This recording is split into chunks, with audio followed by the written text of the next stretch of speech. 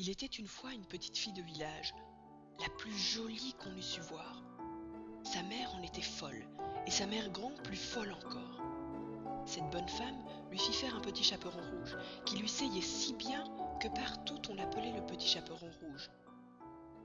Un jour, sa mère ayant fait des galettes lui dit: « Va voir comment se porte ta mère grand, car on m'a dit qu'elle était malade. Porte-lui une galette et ce petit pot de beurre. » Le petit chaperon rouge partit aussitôt pour aller chez sa mère grand qui demeurait dans un autre village. En passant dans un bois, elle rencontra compère le loup, qui eut bien envie de la manger, mais il n'osa, à cause de quelques bûcherons qui étaient dans la forêt. Il lui demanda où elle allait. La pauvre enfant, qui ne savait pas qu'il était dangereux de s'arrêter à écouter un loup, lui dit: « Je vais voir ma mère grand et lui porter une galette avec un petit pot de beurre que ma mère lui envoie. »« Demeure-t-elle bien loin ?» lui dit le loup. « Oh oui, » dit le petit chaperon rouge. « C'est par-delà le moulin que vous voyez tout là-bas, à la première maison du village. »« Eh bien, » dit le loup, « je veux l'aller voir aussi.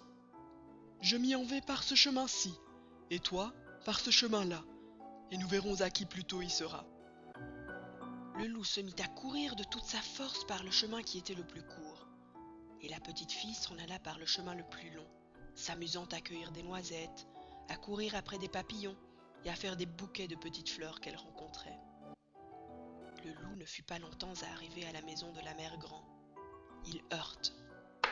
« Qui est là ?»« C'est votre fille, le petit chaperon rouge, » dit le loup, en contrefaisant sa voix, « qui vous apporte une galette et un petit pot de beurre que ma mère vous envoie. » La bonne mère grand, qui était dans son lit à cause qu'elle se trouvait un peu mal, lui cria: « Tire la chevillette et la bobinette, cher rat. » Le loup tira la chevillette et la porte s'ouvrit.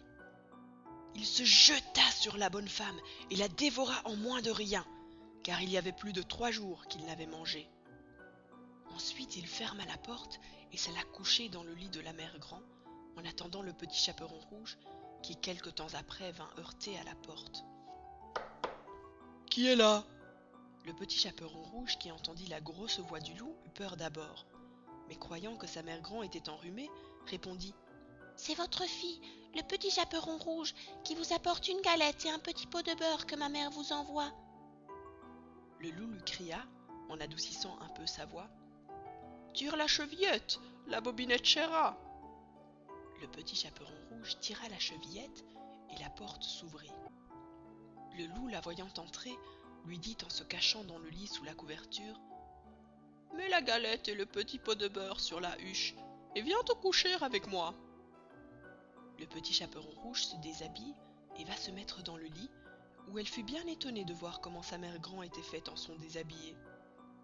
Elle lui dit: « Ma mère grand, que vous avez de grands bras. »« C'est pour mieux t'embrasser, ma fille. »« Ma mère grand, que vous avez de grandes jambes. »« C'est pour mieux courir, mon enfant. »« Ma mère grand, que vous avez de grandes oreilles. »« C'est pour mieux écouter, mon enfant. »« Ma mère grand, que vous avez de grands yeux. »« C'est pour mieux voir, mon enfant. »« Ma mère grand, que vous avez de grandes dents. »« C'est pour te manger. » Et en disant ces mots, ce méchant loup se jeta sur le petit chaperon rouge et la mangea.